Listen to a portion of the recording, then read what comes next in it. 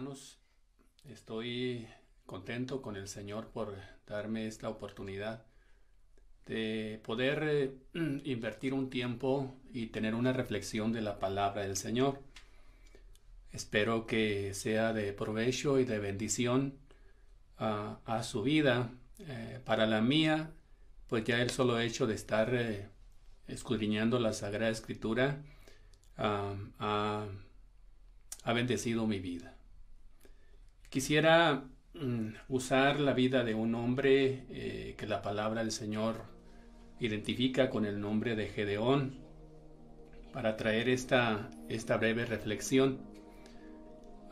Ya algunos hermanos anterior a mí han tratado este punto y cada vez que lo tocaban a mí traía una enseñanza y también una reflexión extra a mi corazón. Por eso es que me animé a tomar una vez más este pasaje y tratar de reflexionar en él. Me gustaría hacer una oración antes de poder darle lectura a la palabra del Señor y poder desarrollar este breve mensaje. Les invito a que oremos todos juntos. Padre del cielo y de la tierra y de lo que está debajo de la tierra, te damos muchas gracias, Señor, por el don de la vida que todavía nos permites disfrutar hasta este momento. Señor del cielo, y aunado a ello, el hecho de estar en contacto con tu palabra y también en contacto con el pueblo del Señor que se dispone a seguir siendo ministrado ahora de esta otra forma. Y Señor, esto es motivo de gratitud grande en mi corazón. Gracias, Señor, por esta oportunidad y este privilegio enorme que muchos ya no tienen la oportunidad de tenerlo, y nosotros que la tenemos queremos valorarlo hasta cuando tú, Señor, decidas retirarnos de este privilegio. Te seguiremos dando honra y gloria y alabanza. Muchas gracias, mi Señor. Amén y amén. Gloria a Dios. Bien, me quiero leer en el libro de Jueces algunos versículos. No voy a leer todo lo que trata de la vida de Gedeón. Esto lo vemos en todo el capítulo 6 y el capítulo 7 de Jueces. Pero solamente quiero rescatar un trozo de la escritura para compartir esta lectura. Quiero leer a partir del versículo 11, donde dice el capítulo 6 y versículo 11: Y vino el ángel de Jehová y se sentó debajo de la encina que está en Ofra, la cual era de Joás Abieserita, y su hijo Gedeón estaba sacudiendo el trigo en el lagar para esconderlo de los madianitas. Y el ángel de Jehová se le apareció y le dijo: Jehová está contigo, varón esforzado y valiente. Y Gedeón le respondió: Ah, Señor mío, si Jehová está con nosotros, ¿por qué nos ha sobrevenido todo esto? ¿Y dónde están todas sus maravillas que nuestros padres nos han contado diciendo: ¿no nos sacó Jehová de Egipto? Y ahora Jehová nos ha desamparado y nos ha entregado en mano de los madianitas. Y mirándole Jehová le dijo: Ve con esta tu fuerza y salvarás a Israel de la mano de los madianitas. ¿No te envío yo? Entonces le respondió: Ah, Señor mío, ¿con qué salvaré yo a Israel? He aquí que mi familia es pobre en Manasés, y yo el menor de la casa de mi padre. Jehová le dijo: Ciertamente yo estaré contigo, y derrotarás a los madianitas como a un solo hombre. Hasta ahí quiero dejar la lectura de la palabra, y en lo demás pues apelar al conocimiento que usted tiene de este pasaje. De todo modo le estaré recordando algunos versículos del capítulo 6 y también del capítulo 7. Es un poco extraño cómo Dios trata con con sus hijos, con los seres humanos. En muchas de las ocasiones no es comprendido la manera como Dios lo hace. Y esto pues es comprensible porque como con nosotros, con usted y conmigo, nos sorprende. En muchas ocasiones nos extraña. Y en ocasiones podemos a lo mejor decir, no entiendo, no comprendo esta manera como Dios lo está haciendo. Y bueno, para ello les dije, quiero tomar la vida de Gedeón, que tuvo un trato también extraordinario con Gedeón, que muy bien ilustra esto que yo quiero compartir con ustedes. En primer lugar, lo que hace Dios es toma a Gedeón donde él se encuentra, donde él estaba. Y Gedeón estaba en una situación que no era muy halagadora, no era muy cómoda, más bien era todo lo contrario.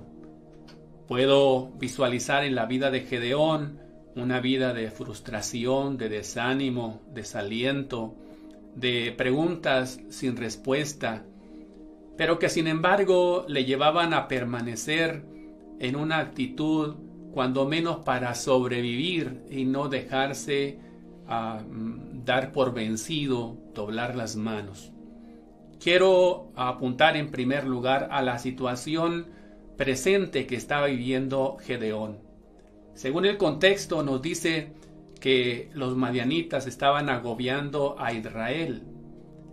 Ya hacía 7 años que año con año llegaban a los campos de Israel a destruir todo lo que ellos habían sembrado, a llevarse todo el grano, a mostrar una actitud devastadora hacia el pueblo de Israel. Ya 7 años se habían acumulado en esta condición. Esto hacía que el pueblo de Israel estuviera viviendo en condiciones no muy cómodas. Dice la palabra del Señor que estaban viviendo en cuevas y en cavernas, en los montes. Y la poca cosecha que ellos lograban recoger, lo que hacían era rápidamente poderla acomodar para esconderla de los madianitas. Los madianitas era un ejército enorme.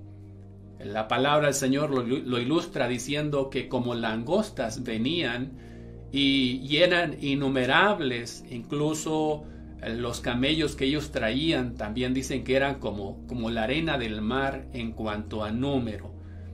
Entonces todo esto nos dice que la situación presente que estaba pasando Gedeón no era nada cómoda. Él trataba de esconderse. Lo que dice ahí que estaba limpiando o aventando el trigo en un lagallo o pila, y entonces pues no eran las condiciones apropiadas para limpiar el trigo, pero se lograba el otro objetivo, que era estar escondido, ya que estar en un lugar de esos pues no estaba a la vista de muchos, precisamente por la amenaza de los madianitas. Bueno, todo esto nos hace pensar la condición presente de Gedeón, y aunado a ello, que era una condición general del pueblo de Israel, agrega a Gedeón situaciones muy personales. Y esto lo menciona allí en un versículo que ya leímos, ¿sí? Cuando el Señor se acerca a través de aquel ángel a Gedeón y le da este desafío.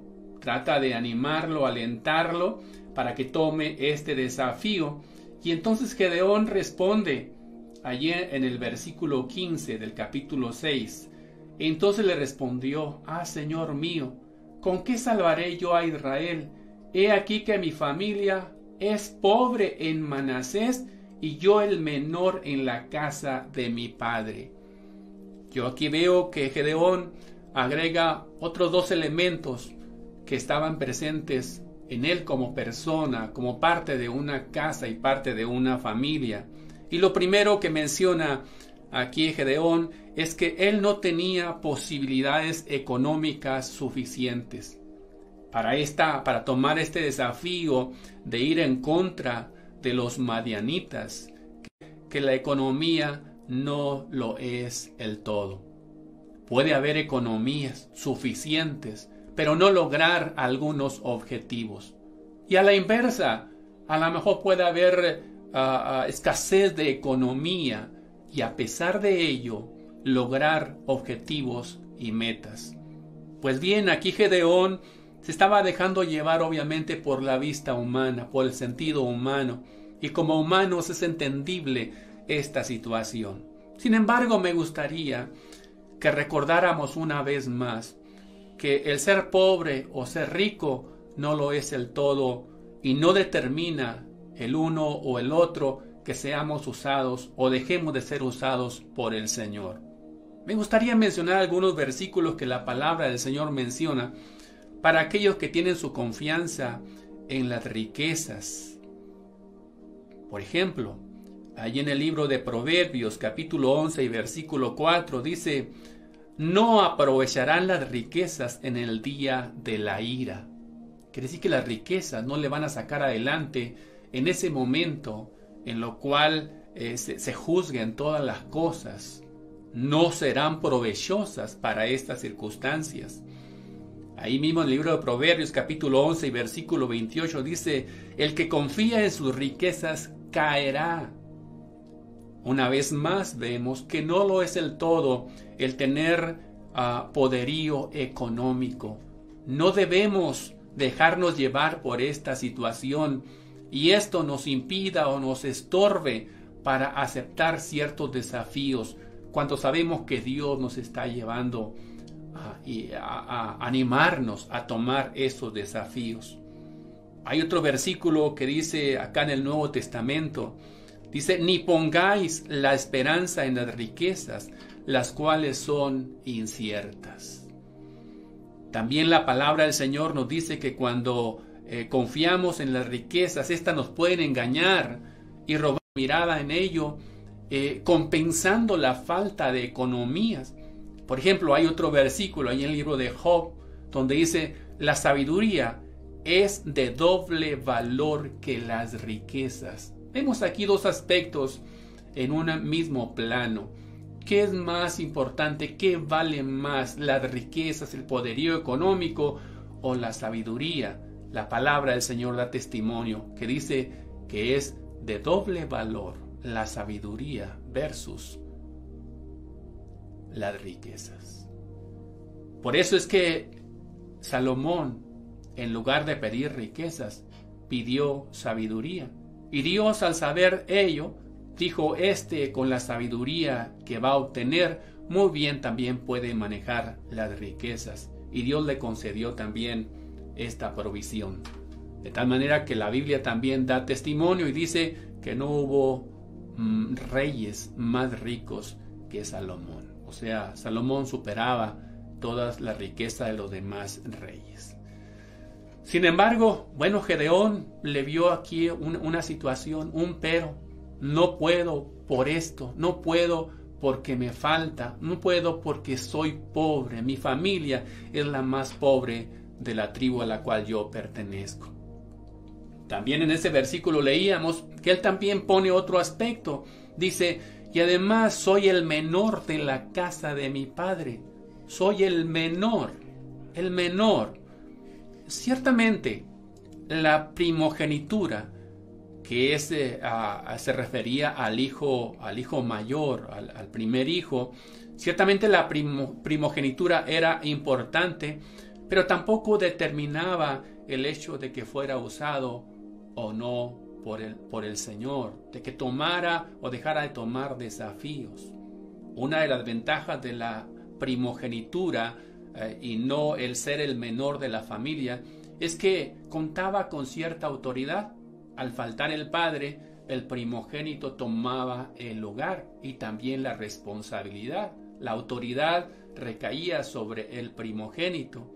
Y también había ciertas ventajas en posibilidades económicas, porque el primogénito recibía el doble de lo que recibían sus demás hermanos. Entonces, sí, es correcto.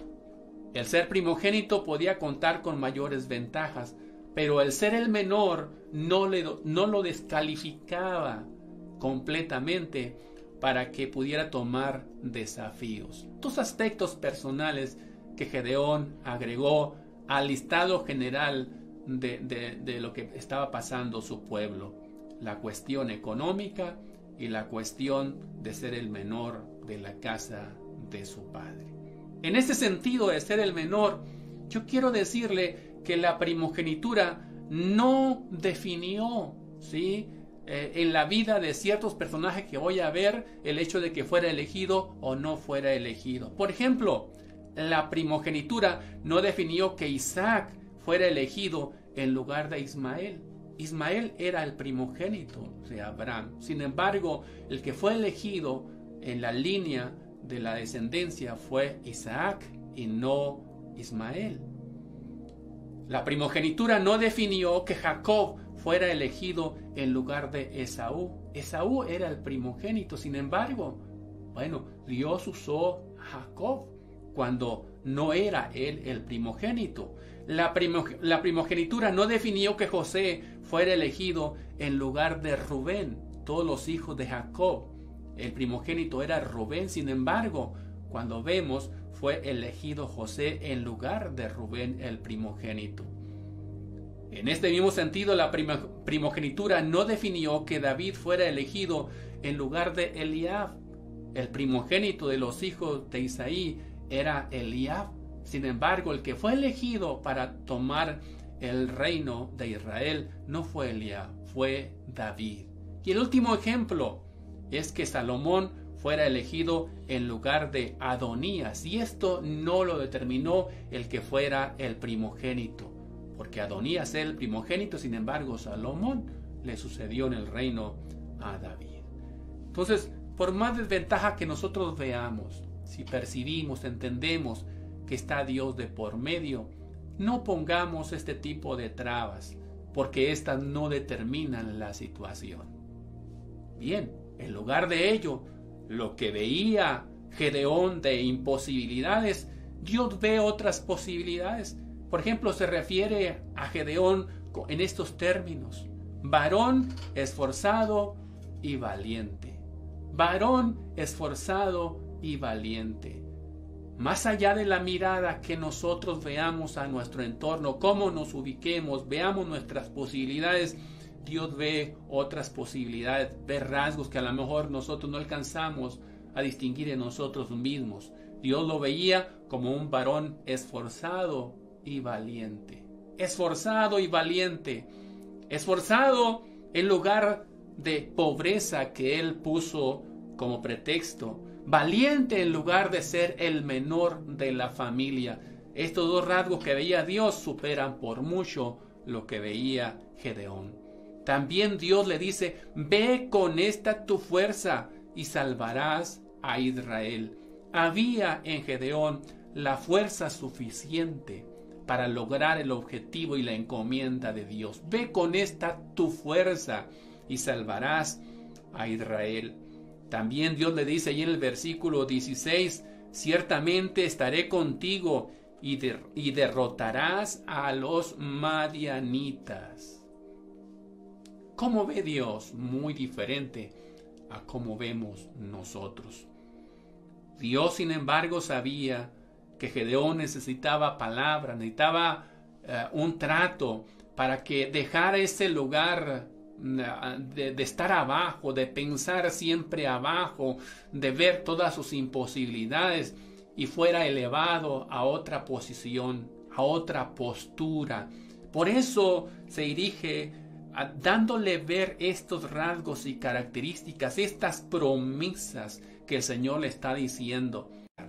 Dios condesciende en ello y le da prueba de que realmente así sería. Y el vellón amaneció mojado de tal manera que al escurrirlo pudo llenar un tazón. Con eso diciendo que había suficiente rocío en ese vellón. Sin embargo, para adquirir mayor seguridad, ahora Gedeón le dice, ahora vamos a la inversa, ¿sí? Que el vellón amanezca seco y todo lo demás mojado. Dios una vez más, en miras de que Él se aliente, se anime, recobre ánimo y deje ese estado de pesimismo y logre ubicarse en un estado de optimismo en el Señor, condesciende y le concede esa prueba. Bien, esto nos dice que Dios tiene un trato especial con Gedeón.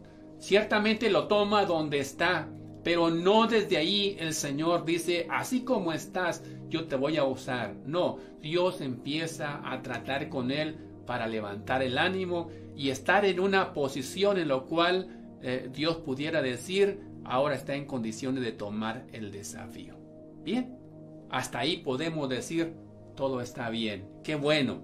Gedeón dejó ese lugar y tomó otra postura mucho más aceptable delante del Señor. Pero ¿qué sucede? Dejamos el capítulo 6 y vamos al capítulo 7. El capítulo 6 termina donde Dios le concede esta otra prueba del vellón y el capítulo 7 empieza con una palabra muy significativa. Dice la primera palabra del capítulo 7, levantándose pues de mañana Jerobaal, el cual es Gedeón, y todo el pueblo que estaba con él, acamparon junto a la fuente de Arod, y tenía el campamento de los madianitas al norte, más allá del collado de More, en el valle. Esta palabra, levantándose, más de un significado literal, que es el hecho de incorporarse, el hecho de alistarse para avanzar juntamente con el ejército de Israel, yo creo que también lleva una connotación un tanto espiritual y moral. Ya Gedeón se sentía en una situación erguido, levantado, con ánimo, con deseos. Ahora miraba las cosas de manera diferente por todo lo que Dios le había concedido. Bueno, en estas condiciones pudiéramos decir, está listo para hacer frente a este ejército de los madianitas. Pero sorprendentemente, Dios sigue con el trato. No ha acabado el trato que Dios tiene con Gedeón. Y le dice Gedeón, ahora vamos a hacer algo con esto. Ciertamente tienes y has logrado juntar un ejército considerable. 32,000 hombres había logrado juntar Gedeón. Entonces, dice Dios, ¿sabes? El ejército que tienes es muy numeroso. ¿Cómo? Si aún en estos números el otro ejército nos supera por mucho y tú nos dices que es un ejército numeroso. Bueno, ahora, como le digo, el trato de Dios con el hombre desconcierta en muchas ocasiones. Dios nos levanta, nos anima, nos alienta para tomar cierta posición y estando ahí, como Dios diciendo, ahora vamos a trabajar en otro sentido. Tal pareciera que Dios ahora quiere llevarlo otra vez a la posición que antes tenía, desanimarlo, desalentarlo, quitarle posibilidades que él había logrado conseguir en el aspecto físico, irle quitando, ir minando esa situación.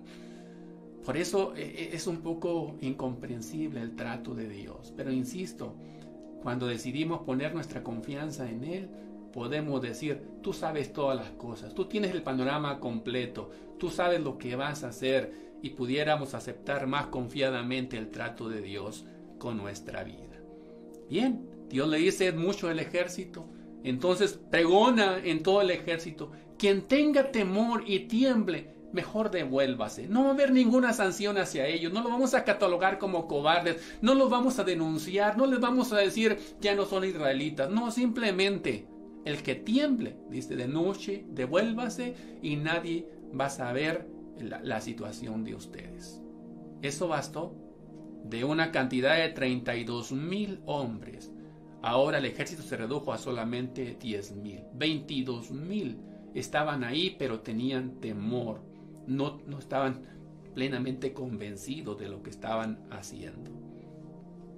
Bueno, pudiéramos decir, es una situación bastante tremenda la que estaba pasando aquí Gedeón. Con 10,000 ahora voy a hacer frente. Ahí los conocedores dicen que más o menos el ejército de los madianitas estaba constituido por 135,000 hombres. 135,000 hombres.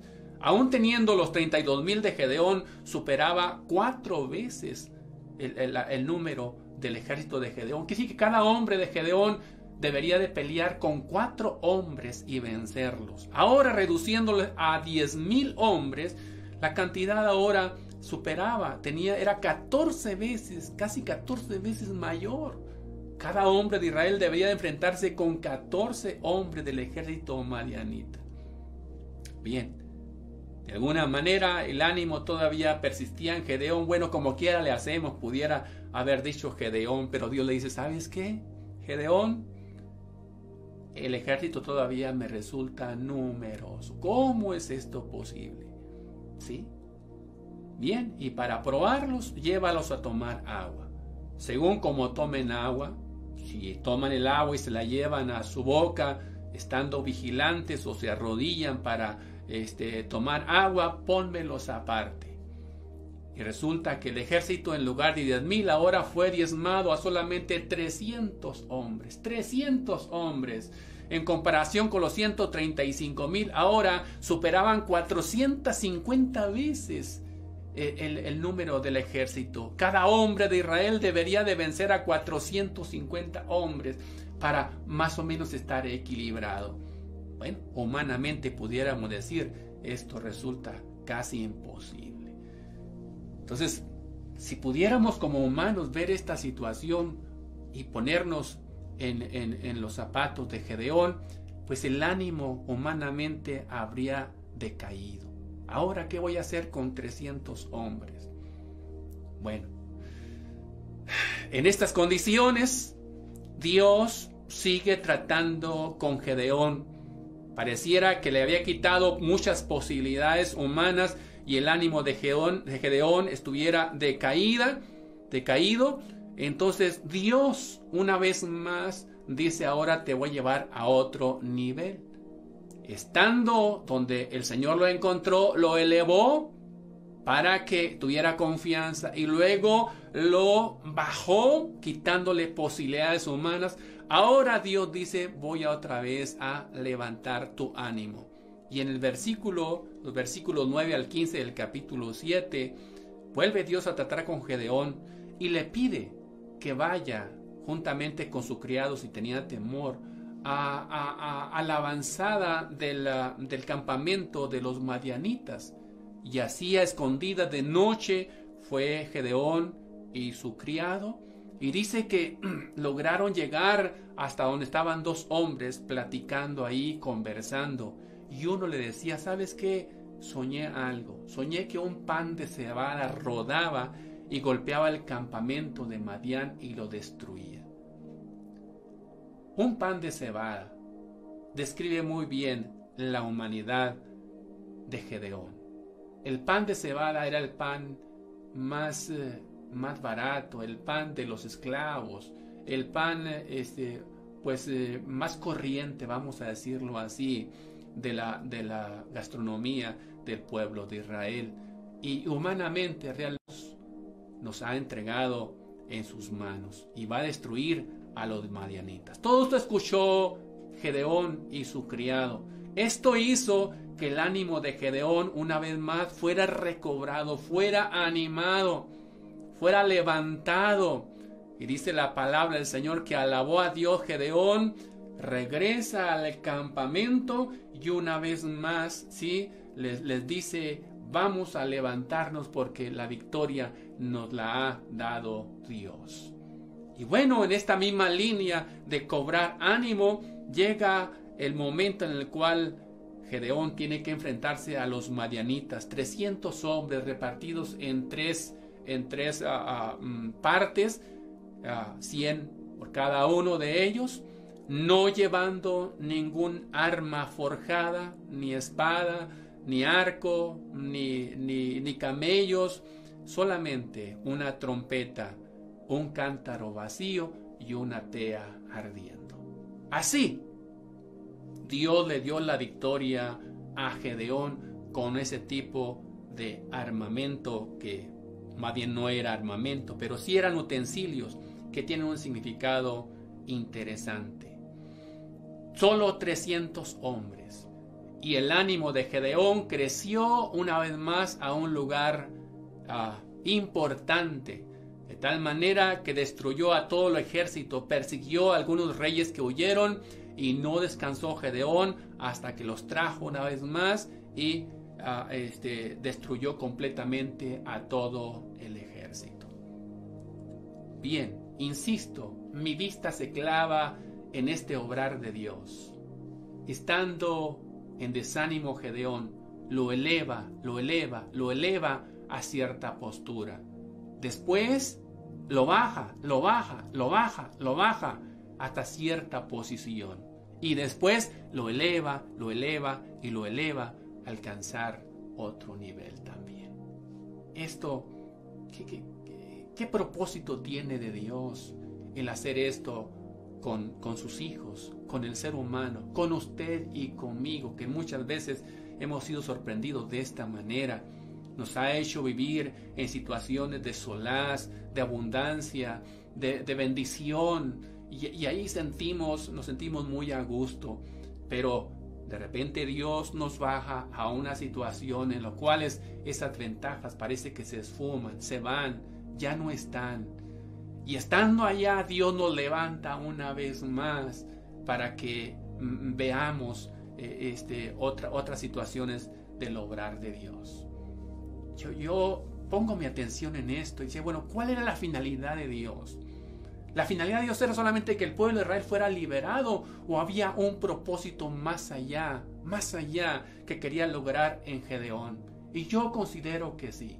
Yo creo que Dios quería templar la vida de Gedeón, no para obtener la victoria mediata, que era liberar al pueblo de Israel, sino lograr hacer algo más profundo en la vida de Gedeón. Que no quedara simplemente en algo superficial, una victoria nada más, sino que causara cierto impacto en la vida interior de Gedeón. El aprender a vivir en estos extremos de bendición, de solaz, de abundancia y de escasez tremenda, de desánimo, de desaliento. Aprender a experimentar esto de la mano de Dios es que nos quiere llevar a experimentar esto, una templanza. Usted sabe que cuando un material quiere ser templado, lo que hace es ser sometido a temperaturas extremas. Primero es calentado mucho y luego después es enfriado rápidamente, siendo introducido en agua o en aceite. Y haciendo esto varias veces, aquel material logra ser templado, adquirir otras características inherentes, internas, que forman parte de la composición interna profunda de aquel material. Y yo creo que es lo que Dios quiere lograr en nosotros al pasarnos por este tipo de situaciones. Usted habrá experimentado. En el último experiencia que mi esposa y yo y mi familia pasamos en estas meses y casi 2 meses, yo pude ver esto, y por eso es que taladraba este pasaje en mi corazón. Cómo Dios nos llevaba de situaciones de desánimo a una situación en la cual podíamos tener confianza y esperanza. Y luego, casi inmediato, éramos llevados otra vez a un nivel de decir, bueno, no veo recursos, no veo salida, no veo puertas. Y Dios nos levantaba una vez más a otra postura en la cual decía, si hay oportunidad. Yo no las veía, pero ahora se presentan estas oportunidades. Y luego otra vez, en este altibajo, en este vaivén, que sí sorprende, sí hace pensar, sí llora uno, sí uno se desespera, sí uno dice palabras a lo mejor que no son correctas. Pero bueno, yo creo que si entendemos que es Dios el que está trabajando y está queriendo lograr un objetivo ulterior, más allá de lo que nuestros ojos ven, creo que podemos seguir teniendo confianza en Dios. Nada más esta situación que estamos viviendo, en lo cual cosas que antes teníamos ahora ya no las podemos disfrutar. El compañerismo, el reunirnos en la casa del Señor, alabarle, el podernos saludar, abrazar, el hecho de tener vida y salud y que esto sea amenazante ahora para nuestras vidas. El hecho de vivir estas situaciones tan críticas, yo creo que Dios quiere lograr objetivos más allá de recobrar otra vez esos valores, esas prácticas, sino hacer algo en nuestro interior, transformar nuestro interior de tal manera que nos ubiquemos bien en lo que somos y también ubiquemos bien quién es Dios en nuestra vida.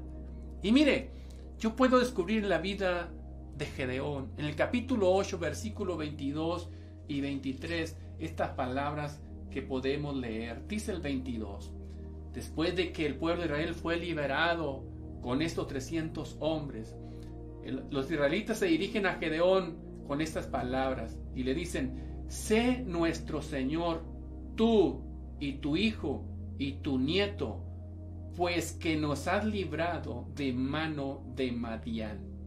Esto era algo emocionante, era algo halagador.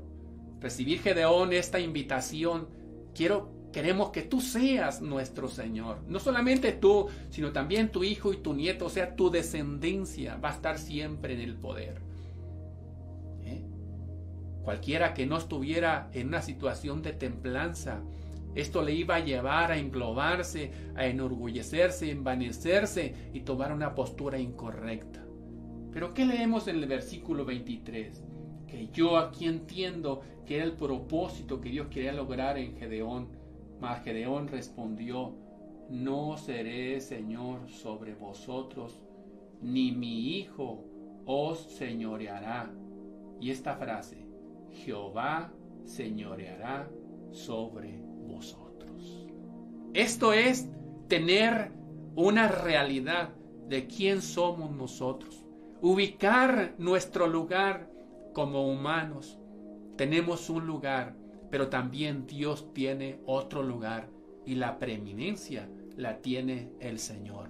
Cuando dejamos que Dios lo haga, que Dios esté bien ubicado, también nosotros estaremos bien ubicados. Me llama la atención también este mismo sentido, dos elementos que fueron usados para obtener la victoria, y era aquel cántaro que se define como un cántaro vacío, así lo dice literalmente la palabra, un cántaro vacío.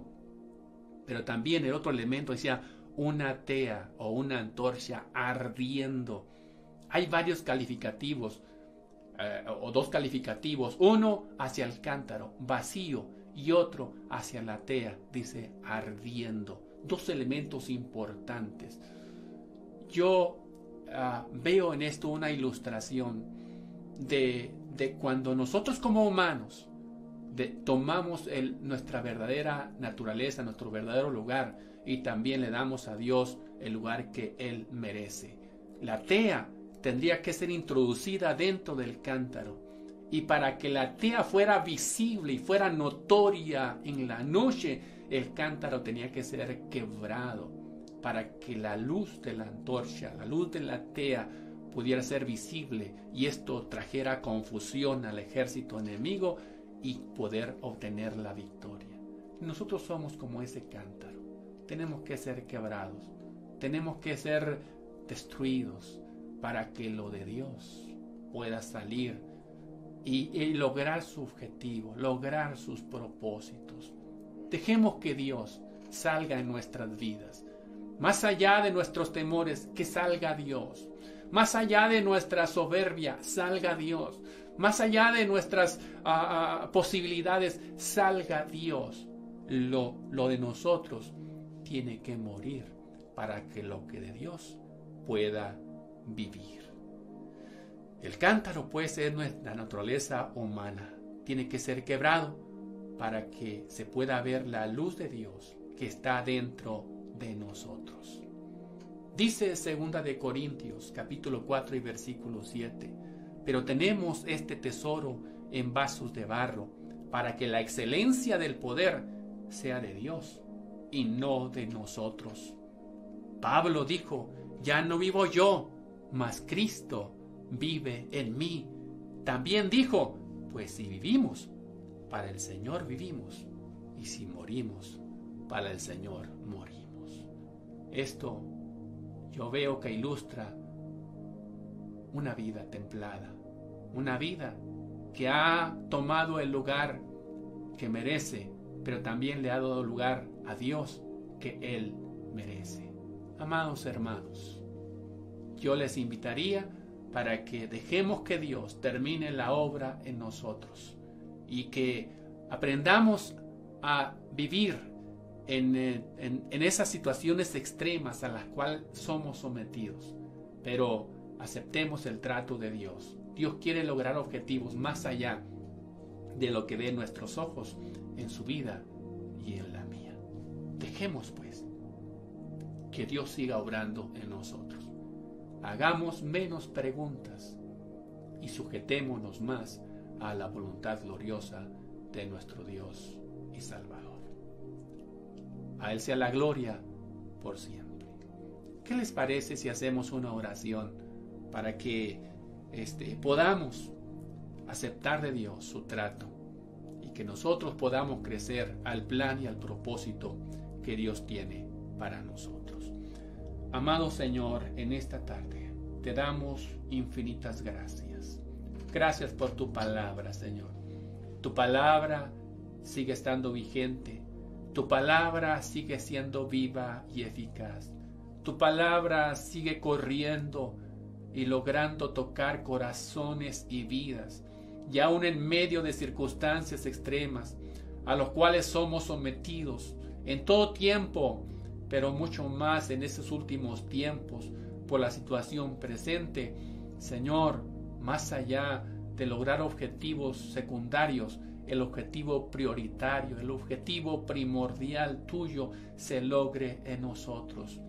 Tú no solamente quieres que recobremos nuestra normalidad, tú deseas, Señor, que logremos vivir una vida templada, una vida en la cual las situaciones de abundancia no nos hagan perdernos y olvidarnos de ti, pero tampoco las situaciones de abajo, las situaciones de estrechez, las situaciones de prueba y de angustia tampoco nos hagan olvidarnos de ti, y aún estando allá tengamos confianza de que Dios está con nosotros y Dios logrará el objetivo que Él se ha trazado mientras nosotros no renunciemos, mientras nosotros no nos cerremos, mientras nosotros sigamos adelante confiando en Él. Él logrará su objetivo, y su máximo objetivo es estar con nosotros o nosotros estar con Él por siempre.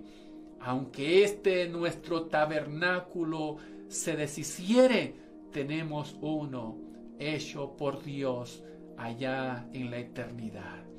Muchas gracias, mi Señor. Pongo en tus manos a la iglesia, pongo en tus manos a tus hijos. Sé que muchos estamos en este proceso. Algunos en este momento estarán pasando por crisis de enfermedad, de carencia extraordinaria.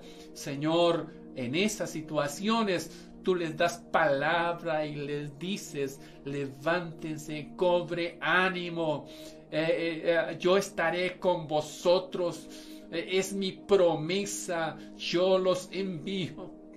Aleluya, aleluya. Sigue obrando, Dios, en esas vidas. Sigue obrando, Señor, en esos corazones. Y si alguno también de la iglesia se encuentra en bendición, Señor, en abundancia, también que aprenda a vivir y darte la gloria y la honra, y valore esos momentos, los disfrute, pero que no se acomode, no diga: esto lo voy a tener siempre, porque esto puede cambiar de un momento a otro. Padre, el mejor lugar de seguridad es estar en tus manos y dentro de tu preciosa voluntad. Sigue guardando a tu pueblo, Señor. Guarda a los fieles. Aquellos que quieren ser santos, se santifiquen todavía. Mas aquellos que quieren vivir una vida de inmoralidad, de indecencia, también, Señor, lo sigan haciendo como lo dice tu palabra. Yo, Señor, yo deseo seguir y estar en tu voluntad maravillosa. Gracias, mi Señor, en el nombre maravilloso de Jesús. Amén, amén y amén. Gloria a Dios. Dios me lo siga bendiciendo, amados hermanos. Lo siga guardando. Nos vemos el próximo martes para la próxima reflexión. Dios los guarde, hermanos. Dios los bendiga.